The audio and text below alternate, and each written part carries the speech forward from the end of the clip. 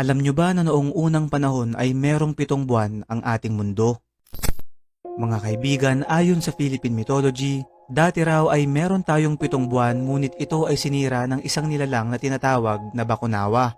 Ayon sa kwento, ito ay isang napakalaking dragon na may katawan na hugis ahas na naninirahan sa pinakailalim ng dagat.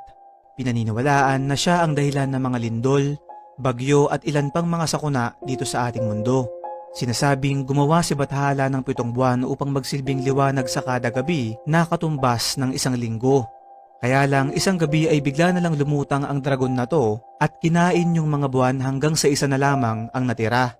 Ito ay nagbigay takot sa lahat at noong kakainin na ni Bakunawa ang huling natitirang buwan ay nagsigawan ang lahat ng tao na siyang gumising kay Bathala at pumigil kay Bakunawa na ito ay makain.